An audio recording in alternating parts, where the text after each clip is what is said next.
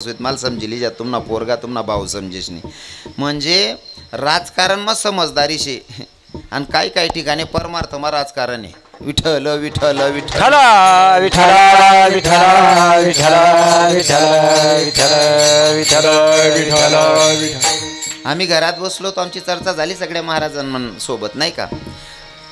राजकारणी लोक राजकारण करतात त्यात काही नवीन नाही, पण वारकरी संप्रदायामध्ये राहून लोक राजकारण करतात ही शोकांतिका आहे. ही शोकांतिका आहे. काय माहिती आहे का, जीवनामध्ये एक गोष्ट लक्षात ठेवायची,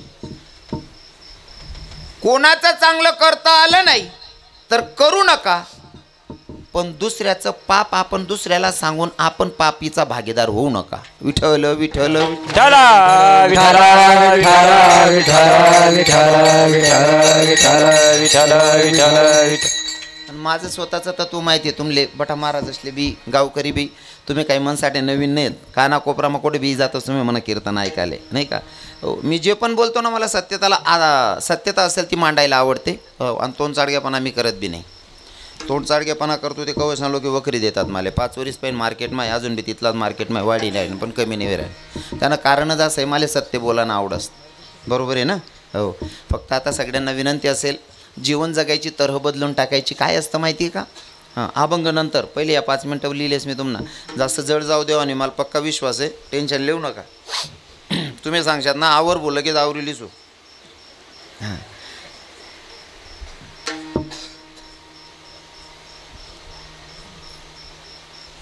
कधी कधी माणसाचं जर का पुण्याचा साठा असला, गुरुजी पुण्याचा साठा असला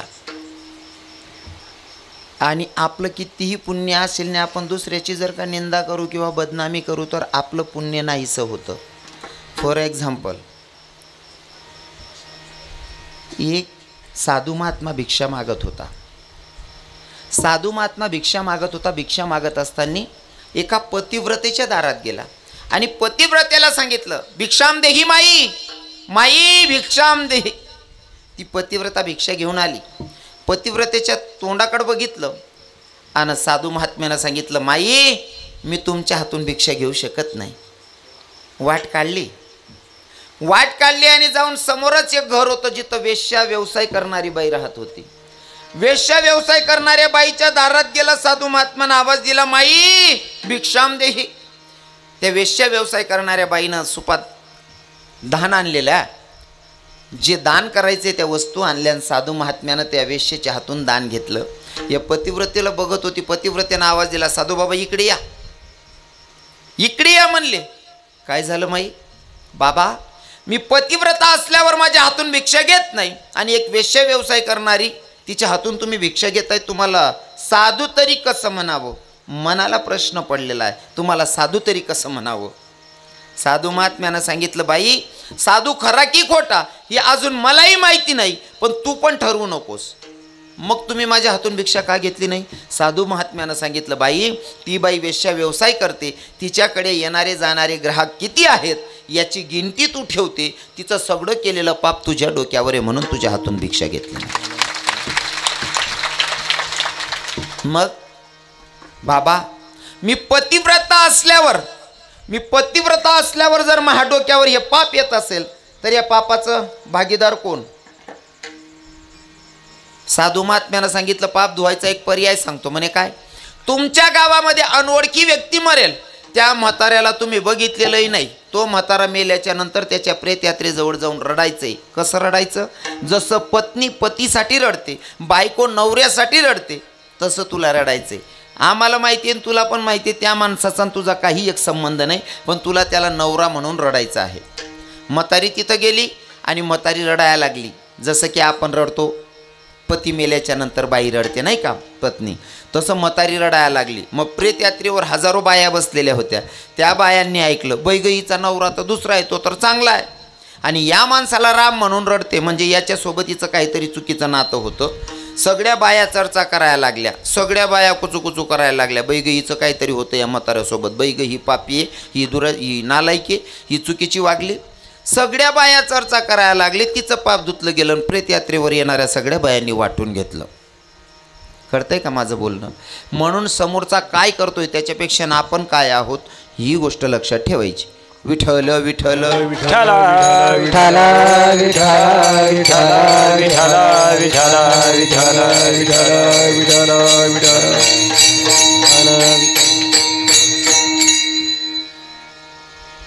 सांगायचं असं आहे, जीवन जगत असताना भरपूर अनुभव येतात गुरुजी, भरपूर अनुभव येतात आणि मला अनुभव मांडायला आवडतात कीर्तनातून. कारण भगवंत तर सांगायचाच आहे, देव सांगतोच, पण देव लोगून पोचान टाईमले आपण अंग द्वेषने जायला पाहिजे. बरोबर आहे ना? म्हणजे अंग द्वेषने पाणी काही नाही, विचार असते स्वच्छ वेशने जावायला पाहिजे. हां, नाही ते आपला मन मग दुसऱ्याबद्दल द्वेष आहे, दुनियाभरनी घाण बरी ठेलशे आणि आपण मंदिर मागवू अजिबात देऊन जोडे आपली बापनी ठेव ठेल नाही शे. बरोबर आहे ना? एखादी माय कोरा महादेव दोई येस होई जरूर दवाल पाहिजे, पण घरमा नवरा पाणी माग राहता त्याला सांग ना ठाय का बट तू काय मरी नाही चालना पहिले देव दोई येऊ दे. महादेव खुश होई जाई का? तू महादेव उलट सांगे हो बहीण तू गरज राही नाही ते मन पार्वतीला बिघाडी जाशी. हां, तुम्ही मंदिरात जाताना पहिले तुमचे नियमाचे पालन करा तर सक्सेस आहेत, नाही तर अजिबात नाही. हां, आता आमचा महाराजजींचा आमचे सगळे महाराज मंडळी आम्ही बसलो होतो, चर्चा चालू होती. एखाद वेळेस एखाद्याला बदनाम करतायत करू द्यायचं, काय फरक नाही पडत. आणि बघा तरुण भावांना आपला संदेश आहे, महाराजजी सगळ्यांना माझा संदेश आहे, मी तुमच्यापेक्षा कदाचित लहान असेल, मी तुम्हाला शिकवेल एवढा मोठा नाही, इथं वयस्कर बाबा लोक बसलेले आहेत माझ्या बापाच्या वयाचे, पण तुम्हाला सांगतो जीवनामध्ये सक्सेस जर व्हायचं असेल तर आजूबाजूला बघायचं नाही आणि उघडं भाषामा मन गावनी भाषामा गावठी भाषामा आयराणी भाषामा बुकणारा कुत्राशनी वर्षे लागान नाही. हां, भुकणाऱ्या कुत्र्यांच्या नादी लागायचं नाही जीवनात सक्सेस व्हायचं असेल. अजून सांगतो ऐका, कथा घ्या सरपंच साहेब, कथा घ्या. हां, तुमना मित्र वा वा, तरी दोन्ही येरारले दिखाल पाय असा बजेट माझेत त्या.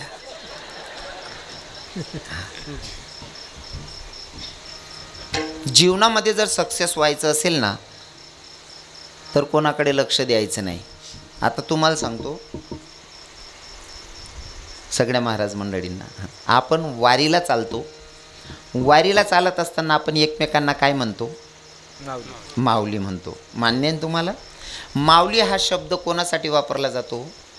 स्त्रीलिंगी की पुल्लिंगी? हा शब्द स्त्रीलिंगी, बरोबर आहे ना? मग हा स्त्रीसाठी वापरला जाणारा शब्द आहे आणि दुसरी व्यक्ती असेल त्यांना शोभतो ते म्हणजे माऊली ज्ञानोबारायांना. गुरुजी बरोबर ना? माऊली ज्ञानोबारायांना का? कारण ती जगाची खरंच माऊली होती माऊली ज्ञानोबाराय, नाही का? हो, कोणालाच वाईट म्हणलं नाही, जे खडांची व्यंकटे सांडवत या सत्कर्मी रती वाढू, नाही का? प्रत्येकाचं हिताचं मागणी मागितली माऊलीने, म्हणून माऊली प्रत्येक पोराचा विचार करते, म्हणून माऊली माऊली बरोबर आहे.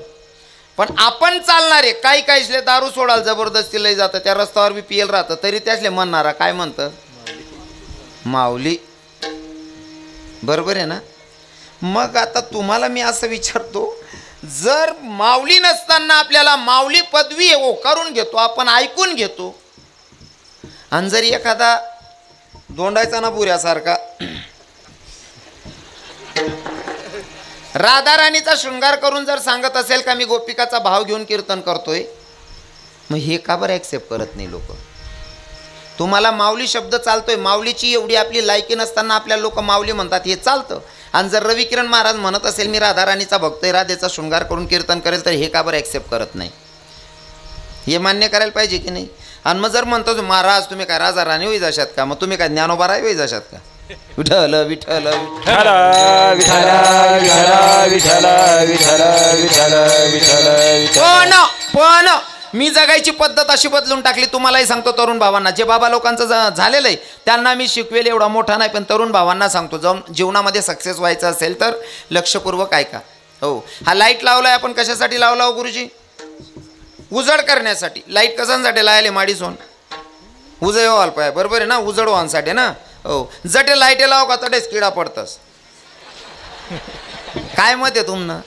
हां, पण एक गोष्ट लाईट पाहिजे आपली शिकणी, किडा कितला का गर्द्या करत ना, लाईट बंद होस का हो बाबा? हां, लाईट अजिबात बंद होत नाही, कारण लाईटनं ठरेले किडा कितला का गर्द्या करत नाही, या पायटे मर जातील काल दिन मला आको चालू व नशे. लाईट सारखं जगू आको सांगस. घोडा जर मंडपात नवरदेव जर मंडपात तुम्हाला सुरक्षित पोचवायचा असेल, नवरदेव जर मंडपापर्यंत सुरक्षित पोचवायचा असेल तर घोडा 50,000चा असू द्या की 50 लाखाचा असू द्या, त्याला झापडी लावणं गरजेचं आहे. झापडी का बरं लावणी पडीन? घोडा 50,000 नाही की 50 लाख नाही, याला किंमत नाही. घोडा कितला बी मागा राहू द्या का सस्ता राहू दे, त्याला झापडी लावाशिवाय नवरदेव सुरक्षित जावा नाही. का? कारण आजूबाजूनं त्याला दिखायला नाही पाहिजे, कारण आजूबाजूनं दिखताच टांगा पलटी घोडा फरार. त्याले आजूबाजूनं दिखायलेच नको मनीषीन झापड्या लावण्यात. झापड्या लायल राहण्यात समजिले नवरदेव मंडप पर्यंत सुरक्षित. ज्या दिन झापड्या काढली ना तवय मग उलट काय होईन काय सांगता येत नाही. तसं आपल्याला जर सक्सेस व्हायचं असेल ना अगोदर झापड्या लावणं गरजेचं आहे. समाजाकडे बघणे नाही. हां, आणि जवळ एखादा पोरगा काही करायला निघसच समजा, एखादं पोरग गावमानं जर काही करायला निघणंच 2 आगाव राहतस वयलच मग आई गाव अख्खं चांगलं दिखी ना बडा बाबा कीर्तन लिही बसलेत. खरंच मस्त गाव दिखी ना तुम्हाला. वातावरण बी खास आहे. हो, 1 नंबर गाव आहे. जिथला तरुण तिथला म्हातारा बाबा बी शेतच कीर्तन मा 1 नंबर गाव शे. हो, पण काही गावेस मा एखादं पोरग जर काही करायला निघणं ना कुचरवट्टावर 2 म्हातारा बसेल राहतस. मग त्या येरा आरले का रे तात्या बाय अहो भावड्यान पोऱ्या येडान माय काय बी करत पडत साला माको तात्या पण यांना तीन जड रास शिलगाव रे येडे साला ते. आणि ते पोरग सक्सेस होय ना का 6 महिना 12 महिना 2 वर्ष आऊ बटा गावतीन पुढे जास पेडा मागाले. बावडे हो पेडा बिडा कोय कोड राहना गुकायले तो काही कर राहता तो किडा पाड राहता का रे. आणि आता सक्सेस होय घ्यात मग पेडा मागी राहना एक बुकामा मुका कट टाकू कधी. हां, या लोकांच्याकडे लक्ष द्यायचं नाही जर सक्सेस व्हायचं असेल तर. आणि आमच्या संतांची आम्हाला शिकवण आहे, कोणी निंदा कोणी वंदा, आम्हा सोयीताचा धंदा. आपण आपला धंदा करत राहायचं, लोकांकडे लक्ष द्यायचं नाही. हो, मी लक्ष देवानं सोडली ना मनीषने फुल मार्केट मा. हां, उलट असं राहस किडा पाडणारच इकडते तार काय येते साखू उलट ध्यान देवानं बंद कर देऊ. काही लोक आपल्यासारखा असले म्हणतच बाबा तुम्ही मजा राहस रोकडा मोजीलाही जातच पाणी पडो का नको पडो आई सांगणं सोपं आहे. पण ज्या दगडाला तुम्ही शालिग्राम म्हणून पुजतात ना बाबा आड्यामना म्हाताराई बसेले, ज्या शालिग्रामले तुम्ही देव समजीन पुजतस ना तो पहिले एक दगड रास आणि एकदम खरबड्या रास. पण तो पाणी मा वाई वाई वाई वाई इतका चिकना जास ना तवय त्याला तुम्ही शालिग्राम मनीषने देवारामा ठेवतस. पण त्या शालिग्रामली एकदा विचारच्यात भाऊ तू पहिला पैना असा आहे का, तो सांगेन नाही ताई भरपूर घसावत न तो चिकना वयल. तसं जीवनामध्ये जे लोक मोठे होतात ना नुसतं त्यांचं मोठं झालेलं दिसतं पण त्याच्या मागचा त्यांचा त्रास नाही बघत. हो, एखादा शेतकरीने बापरे काही उत्पन्न काढावं कांदा मग डायरेक्ट 7 लाख रुपये कमायली नात. अरे 7 लाख रुपये कमायली नात पण तो आता पत्ता की येतोय तो रातले 12 दर येणार. विठ्ठल विठ्ठल विठ्ठल विठ्ठल विठ्ठल विठ्ठल विठ्ठल विठ्ठल विठ्ठल विठ्ठल विठ्ठल विठ्ठल विठ्ठल विठ्ठल. खरं तर वातावरण 1 नंबर आहे. ऐकणारे श्रोते चांगले आहेत, वाजवणारे म्हणणारे महाराज सगळेच चांगले आहेत. आता बघूया तासभरात कीर्तनकार काय बोंब पाडता येते. विठ्ठल विठ्ठल विठ्ठल विठ्ठल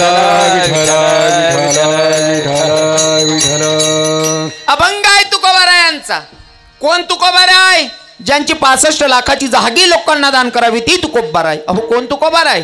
जाडूनी संसार बैसली अंगणी ती तुकोबार आहे. कोण तुकोबार आहे? तुकाराम तुकाराम नाम घेता का पेयम नाम घेता का पेयम नाम घेता का पेयम.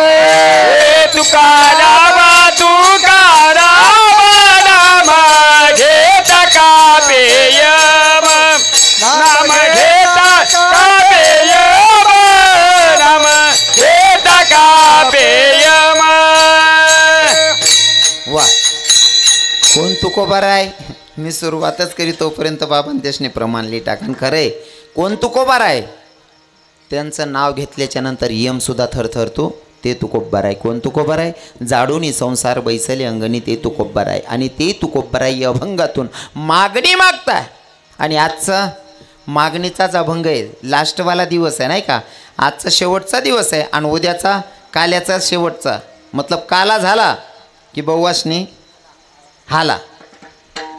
काला झाल्यावर पण जर बव्वा आला मग गावकरी विचारतात, बोवा काला काला झाला ना, काला झाला तरी का आला?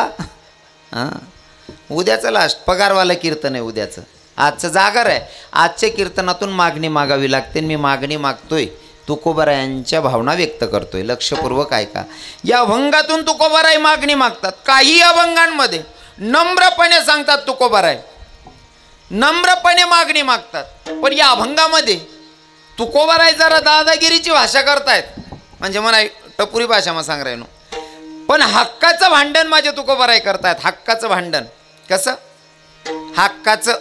तुकोबाराय गेलेत मंदिरात, भगवंताचं दर्शन घेतलं आणि दर्शन घेतल्याच्या नंतर देवानं तुकोबारायांकडे बघावं आणि तुकोबारायांकडे बघून म्हणावं, तुकोबाराय काहीतरी मागानं. तुकोबारायांचा रागानावर झाला. भगवंताकडे बघितलं आणि देवाला सांगितलं, देवा तुझी हिंमत तरी कशी झाली एवढी? तुझी हिंमत कशी झाली का तू माझ्या नजरेला नजर मिळून मला विचारतो तुकोबाराय काय मागा? अरे मी काय मागणार आहे तुझ्याकडे आणि तू देणार तरी काय? या तुझ्याकडे देण्यासारखं काय आहे? अरे तुझे भक्त तुझ्याकडे मागायला येतात, धन द्रव्य काहीतरी मागतात. अरे ते तुझ्याकडे धन द्रव्य मागतात, ते तर मी 65 लाखाची जहागिरी लोकांवर दान केली, तुझ्याकडनं काय मागायचं? आणि जर बाकीचे भक्त तुझ्याकडनं काहीतरी मागत असतील, त्यात मी अजिबात त्या यादीमध्ये माझं नाव येणार नाही.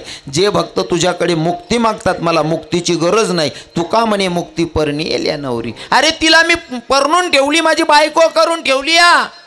तू काय देणार आहे देवा? आणि देण्यासारखं तुझ्याकडे आहे तरी काय? आणि तुझी हिंमतच कशी झाली मला विचारायची तुकोबाराय काहीतरी मागा म्हणून? देवानं मान खाली टाकली. देवबा म्हणे, भो म्हणे बी हिंमत वय नाही रे दादा.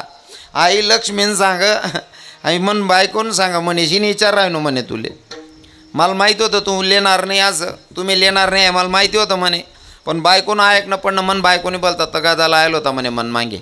हो, कारण आई साहेब रुक्मिणी पुन्हा पुन्हा सांगत होते, प्रत्येक भक्त येतात तुमच्याकडनं काहीतरी मागतात आणि तुम्ही काहीतरी देतात. फक्त तुकोबाराय येतात आणि ते मागत नाही म्हणून तुम्ही काही देत नाही. ते मागत नाही म्हणून द्यायचं नाही, हा व्यवहार झाला का? तुम्ही स्वतःहून तुकोबारायांना विचारा. असं माझ्या पत्नीने मला विचारायला लावलं म्हणून मी तुम्हाला विचारतोय. म्हणजे देवले स्वतःला समजी राहतं तरी सुद्धा बायकोनी सांगा म्हणेश नाही ऐकणं पडणं कोणले? हा मन बोलणं नाही समजणं का तुम्ही? देव सांग राहता आई मला समजी राहतं म्हणे, पण मन बायकोनी सांगेले म्हणे विचार राहनो म्हणे. म्हणजे देवनी सुद्धा कोण ऐक आणि मग तुम्हाला ना आपला कवट आहे बटी. बायकोना नवरा ऐकत नाही असं माणसेच नाही म्हणतो. हा, राजाने दरबार भरवला. राजाने दरबार भरवला आणि अशी डिंडोरा पिटवला की भाई जो बायकोचं ऐकतो त्याने एका रांगेत उभं राहायचं आणि जो बायकोचं ऐकत नाही त्याने दुसऱ्या रांगेत उभं राहायचं. बायकोनं ऐकणारच नाही पूर्ण रांग होती आणि बायकोनं न ऐकणारच ना लाईनमा फक्त एकच माणूस उभा होता. राजा म्हणे बडी इज्जत घालावं होतं, पण काही काशानं आपली नगरीमा एक तरी माणूस आहे का तो बायकोनं ऐकत नाही म्हणे. त्या शिपाई लोकेशले म्हणे, अहो बोल पुढे बोलावा रे, आपला अख्खा नगरीमा एकच असा मर्दशे का तो बायकोनं ऐकत नाही, या बोला आता बोलावा. आणि राजानं ठरायला होतं जो बायकोनं ऐकत नाही त्याला घोडा बक्षीस देवाने ठरायला होतं. अहो भाऊ एकला उभा होता, याल बोलाव म्हणे भाऊ अख्खी नगरीमा बठ्ठा बायकोनं ऐकणारच नाही लाईनमा येतच, तू एकटा आहे म्हणे बायकोनं नाही ऐकणारच नाही लाईनमा आहे. तो म्हणे राजा तसं काही नाही म्हणे, मन बायकोनीच सांगेल होतं गर्दी म्हणा का उभा राहायचे आता असं. आता काय करा ना सांगा. जर अशी सुरुवात असेल, माझा भगवंत पत्नीचा ऐकतो तर तुम्ही ना आपण ऐकत नाही असं होणारच नाही. ऐकायला सुद्धा पाहिजे, ऐकायला सुद्धा पाहिजे पण चांगलं. हो, कारण पत्नी फक्त पत्नी नसते. हो, भजेसु माता स्वयेसु रंबा आणि कार्येषु मंत्री. तुम्ही काही काम करायला निघतात ना तेव्हा तुमची पत्नी सावध करते, ऐका बरं का त्यामुळे ना भाऊ म्हणल्या असू जाय ते करू नका बरं, नाही ते लोक चांगलं म्हणावत नाही. कार्येषु मंत्री सावध करते तुम्हाला. हो, आणि जेव वाढते ना भजेसु रंबा, हां जेव वाढते ना आपल्याला, जेवढं पोराला प्रेमात जीव घालते ना तेवढं नवऱ्याला पत्नी जीव घालते. तवय आपली माय बनीशनी खावड असं, तवय आपली पत्नी आपली माय बी बनी जास. हो, आणि प्रत्येक बाईना स्वभाव आहे, नवरान संगे कितली का भांडण करे ना, कितला का दांगडो करे ना. जर नवरा बुक्या बुक्या जास होई ना, लगेच पोरले किंवा पोऱ्याला राई मारस बाई. पिंट्या तुन आपल्या सांग पहिले चेन दिले मग बाहेरची लोक जो म्हणा. म्हणजे जोपर्यंत नवरा जेवत नाही तो लोक नाही मायनं चित लागत नाही, एवढी प्रामाणिक प्रेम करस. मग तिनं ऐकायला बी पाहिजे, विठ्ठल विठ्ठल विठ्ठल विठ्ठल विठ्ठल विठ्ठल विठ्ठल विठ्ठल विठ्ठल विठ्ठल विठ्ठल. तुकोबारायांना सांगितलं देवानं मागणं काही मागायचं असेल तर. तुकोबाराय म्हणतात मी मागेल आणि तू देशील, देणार तरी काय या. पर बघा दोघांचा संवाद आहे. एकीकडे संत आणि दुसरीकडे भगवंत. मागणारा संत आहे आणि देणारा भगवंत. तुकोबाराय म्हणतात मला मागायला सांगतो ना, मला मागायला सांगतो, मी मागेल रे, पर ऐक ना माझी मागणी तुझ्याकडनं पूर्ण होईल का. आणि इथं तर देव देणारा आहे, मागणारे संत आहे. दोन्हीची लेवल सारखी पाहिजे. मागणारनी बी तेवढी लेवल पाहिजे आणि देणारनी पण तेवढी लेवल पाहिजे. बरोबर आहे ना. एका ठिकाणी राजा प्रसन्न झाला. राजा प्रसन्न झाला, शिकारीला जात असताना प्रधानाला सांगितलं, म्हणले प्रधाना जो पहिला शेतकरी भेटेन, जो कोणी पहिला भेटेन त्याला तो मागेल ते दान करायचंय. आज मी जाम खुश आहे, मी खूप आनंदात आहे. जो पण पहिला भेटेल तो मागेल त्याला ते देऊन टाकायचे. रस्त्यानं चालता चालता एक शेतकरी आऊत हाकलत होता. आऊत हाकलणारा शेतकरीकडे देख प्रधाननी आणि त्यांजोड घ्या म्हणे, भाऊ आपला राजा इथला खुश येत ना म्हणे. राजाने सांगेले जो पहिला भेटीन तो मागेन त्याला ते दान दे टाका ना. म्हणे पहिला तूच भेटेल शे, माग म्हणे काय मागनाशीन ते फायदा करले म्हणे. राजा प्रसन्न आहे. अहो म्हणे भाऊ राजा देवाला तयार आहे म्हणे. काही नाही म्हणे दादा, घर तैनू डब्बा बांधले नो, भाजी पोळी बटशे म्हणे, तमाकून पुडी बिलं येले, फक्त चुनान पुडी विसरी जायले तेवढी मागिल्या म्हणे राजा. देणारा कोण होता? राजा. पण मागणारा कुठेतरी कमी पडणार. बरोबर आहे ना. मागणाऱ्याची ऐपत आणि मागणाऱ्याची तेवढी लेवल असणं गरजेचं आहे. अजून सांगतो, मागताना मागणारा किती हुशार असावा. एक आंधळाला देव प्रसन्न झाला आणि आंधळ्याला सांगितलं, सुरदासजी मांग लो भाई, आपको जो भी मांगना है. पण मागत असताना असं नको मला वावर बी पाहिजे, घर बी पाहिजे, शेती बी पाहिजे, असं नाही. मग एका शब्दात मागायचं, एका शब्दात मागायचं. पण आंधळा किती हुशार आहे बघा. एका शब्दात मागतो म्हणले देवा. म्हणे मागा. काय नाही देवा, मला की नाही माझ्या नातवाच्या डोक्यावर राजछत्र धरलेलं बघायचंय. हा कोण होता? आंधळा. चांगलाल पोर भेटत नाही, आंध्याला कोय भेटी. पण देखा बरं तिथलं भारी मागिली ना. आता या आंधळानं पहिले देवले लगीन करणं शे एका शब्दात. पण किती हुशारीनं मागितलं. आंधळा आहे, चांगला 35-35 नाव घ्या, त्यानं टाया बटत नाही. आता आंध्याला बायको देखी देणे, आंधळाले बायको बी देखी देणे. बायको उनी बायको येवानंतर तिले पोरगा होय ना, पोरगाले बी पोरगा म्हणजे आंधळाला नातू. आणि नुसता नातू होईना नाही, नातू राजा व्हायला पाहिजे आणि त्यांना डोक्यावर राजछत्र पाहिजे. आणि राजछत्र देखांसाठी आंधळाला डोया बी पाहिजे. एकच शब्दामा बठ मागिली ना. मागणी मागताना हुशारीनं नाही का. आणि इथं तर माझे मागणारे तुकोबाराय आहेत, कोणी साधारण व्यक्ती नाही ना. तुकोबाराय सांगता देवा अरे तू मागायला सांगतोय, मला काय देणार आहे रे. अजून तू एवढ्या कर्जात बुडलेला आहे, महाबापाची माझ्या वडिलांची ठेव तुझ्याकडे शिल्लक आहे, मला काय मागायला लावतो. माझ्या वडिलांची मिरासी का देवा, माझ्या वडिलांची मिरासी का देवा. ओ माझ्या वडिलांची मिरासी का देवा, माझ्या वडिलांची मिरासी का देवा. माझ्या वडिलांची मिरासी का देवा, माझ्या वडिलांची मिरासी का देवा.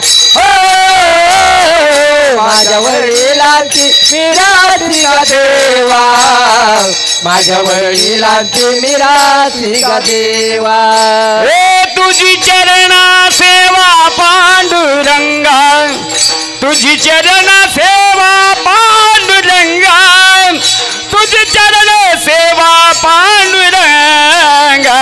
उपवास कारणे राखील बळवंता, उपवास कारणे राखील धरवंता ओ उपवास कारणे राखील धरवंता उपवास कारणे राखील धरवंता तुझी चरण सेवा पांडुरंगा तुझी चरण सेवा पांडुरंगा चरण सेवा पांडुरंगा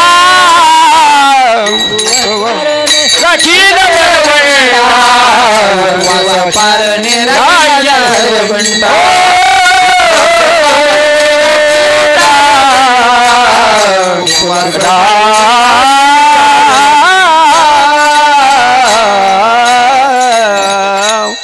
वा छातीला हात लावून तुकोबाराय सांगता देवा अरे तू काय देणार माझं जाऊ दे रे माझ्या पूर्वजांचीच ठेव तुझ्याकडे एवढी शिल्लक आहे त्या कर्जातून तू अजून उतराई झालेला नाही मला काय मागायला सांगतोय अजून तर माझ्या पूर्वजांच्या कर्जात तू बुडलेला हा पर बघा तुकोबाराय पूर्वज सांगतायत माझ्या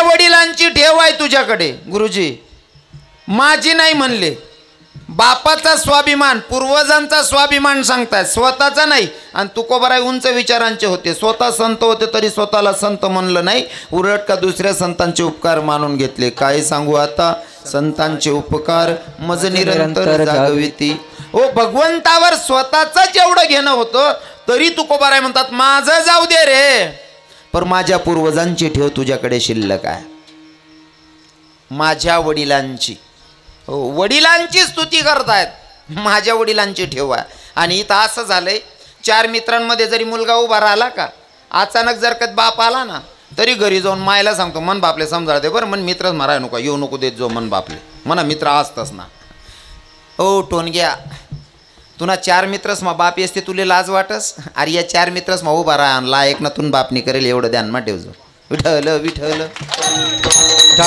विठ्ठल विठ्ठल विठ्ठल विठ्ठल विठ्ठल विठ्ठल पण चुकतंय काय कुठंतरी यांच्या नजरेमध्ये बाप खालती कसा पडतो आजच्या तरुणांच्या नजरेमध्ये आम्ही कीर्तनकार सुद्धा गाताना म्हणतो आई माझी मायेचा सागर आई माझी मायेचा सागर आम्ही म्हणतो पण कधी बापाचा मायेचा सागर बनलाच